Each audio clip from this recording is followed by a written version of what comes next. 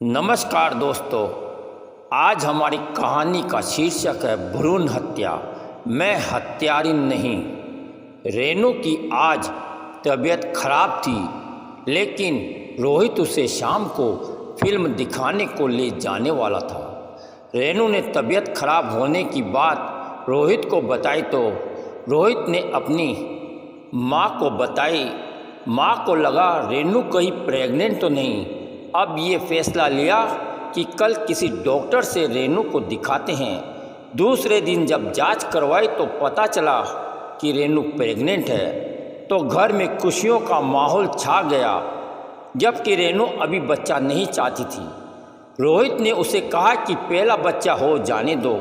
रेनू सोच रही थी कि साल भर पहले की बात है, जब रोहित मंदिर आता था।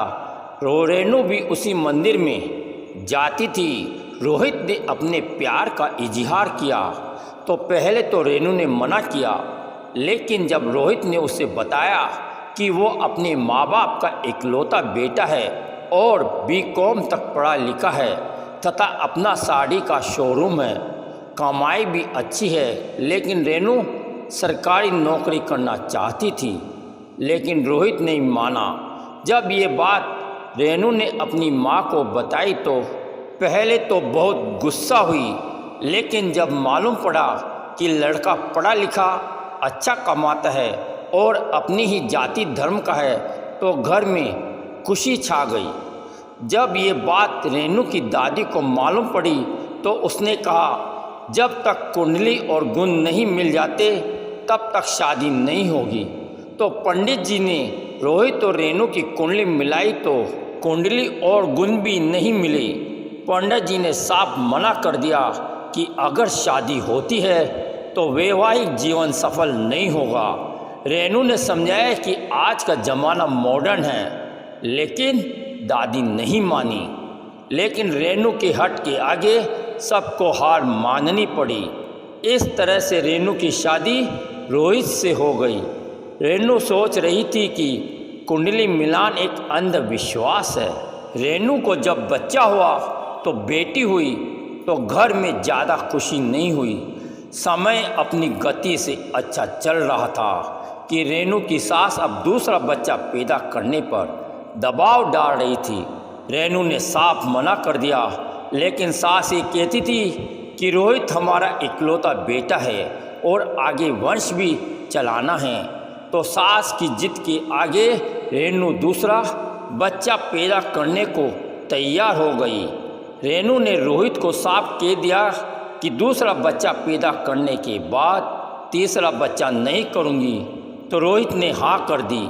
जब रेनू दूसरी बार प्रेग्नेंट हुई तो सासू माँ ने रेनू को लड़का पैदा करने की दवाई बनाकर खिलाने की कोशिश करने लगी, लेकिन रेनू ने दवाई लेने से साफ मना कर दिया। तो सासू माँ बहुत गुस्सा हुई। दूसरा बच्चा भी जब लड़की पैदा हुई तो घर में मातम छा गया।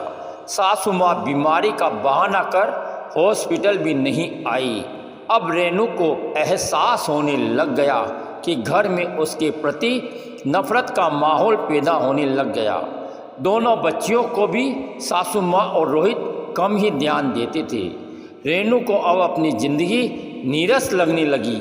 घर का काम, दोनों बच्चियों को संभालना, फिर भी रेनू घर में किसी को कुछ नहीं कहती। इस तरह दूसरे बच्चे के 2 साल बाद फिर रोहित और सासू माँ लड़का पैदा करने की जिद करने लगे, लेकिन रेनू ने साफ मना कर दिया। लेकिन रोहित के काफ़ी दबाव के बाद इस शर्त पर कि तीसरी अगर लड़की हुई तो उसके बाद बच्चा नहीं करूँगी, तो सभी राजी हो गए। जब रेनू को मालूम पड़ा कि वो प्रेग्नेंट है तो सासू माँ ने जांच के लिए अपने जानकार डॉक्टर को दिखाने ले गई। वहाँ रेनू की सोनोग्राफी भी की गई। सब लोग घर पर आ गए, लेकिन 3-4 दिन बाद सासू माँ और रोहित कुछ बदले बदले से लगे। रेनू ने सोचा होगा कोई बात होगी जो मुझे बताना नहीं चाहते। 10-12 रोज बाद रेनू को रोहित और सासू माँ डॉक्टर के पास दिखाने जाने के लिए कहा तो रेनू ने कहा कि अभी तो डॉक्टर ने तारीख नहीं दी, तो सासू माँ ने कहा नहीं, आज ही दिखाने जाना है। रेनू को मजबूरन जाना पड़ा। हॉस्पिटल में जाने के बाद डॉक्टर ने रेनू के इंजेक्शन लगाने को कहा तो रेनू ने पूछा तो कहा कि ताकत का इंजेक्शन है, लगाना पड़ेगा। तो रेनू को लगाना पड़ा। इंजेक्शन लगाने के 5-10 मिनट बाद रेनू को चक्कर आने लगे तो सासू माँ ने कहा कि थोड़ा आराम कर लो। रेनू को अंदर कमरे में बेड पर लेटा दिया गया तो रेनू बेड पर जाते ही गहरी नींद में सो गई। 2-2.5 घंटे बाद रेनू जागी तो उसके पेट के नीचे दर्द का एहसास हुआ तो सासू माँ से पूछी तो कुछ नहीं कहा। रोहित को कहा तो रोहित ने कुछ नहीं कहा। तब मजबूरन रेनू ने डॉक्टर को पूछा तो डॉक्टर ने कहा कि आपके घर वालों की रजामंदी से आपका अबॉर्शन कर दिया। अब रेनू को लग रहा था कि कहीं उसके सोनोग्राफी में लड़की होने की वजह से तो सासू माँ रोहित ने अबॉर्शन करवा लिया हो। जब ये बात रोहित से पूछी तो जवाब नहीं दिया। रेनू को अपने आप पर बहुत गुस्सा आ रहा था कि क्यों रोहित के बहकाव में आकर बच्चा पैदा करने को राजी हो गई। अब रेनू ने पक्का इरादा कर लिया कि रोहित से तलाक लेकर ऐसे हत्यारे लोगों के साथ पूरी ज़िंदगी नहीं गुजार सकती। रेनू ने थोड़े दिनों बाद कोर्ट में तलाक की अर्जी लगाई तो सासू माँ ने बहुत मन्नतें की कि तलाक मत लो, लेकिन रेनू नहीं मानी। कोर्ट ने बहुत मुश्किल से तलाक दिया। रेनू ने अपनी दोनों बेटियों को भी अपने साथ रखने का आदेश कोर्ट से ले लिया। अब रेनू अपने माता पिता के घर आकर रहने लगी। भाई भाभी ने भी कोई ऐतराज़ नहीं किया। रेनू को पापड़ मंगोड़ी बनाना आती थी तो घर के पास ही एक दुकान किराए की लेकर 2 औरतों को रखकर काम शुरू कर दिया। थोड़े दिनों बाद ही काम चल निकला। इधर रोहित के परिवार की बदनामी की वजह से सासू माँ को लकवा मार गया। उनके इलाज पर काफ़ी पैसा खर्च हो गया, जिससे रोहित पर काफ़ी कर्जा चढ़ गया। शोरूम पर भी ध्यान नहीं देने से व्यापार में भी घाटा लगना शुरू हो गया। रोहित पर बाजार से, बैंक से काफ़ी कर्जा चढ़ गया, जिससे उस पर कोर्ट केस हो गए। सासू माँ को थोड़े दिनों बाद हार्ट अटैक होने से निधन हो गया, जिससे भी रोहित काफ़ी टूट गया।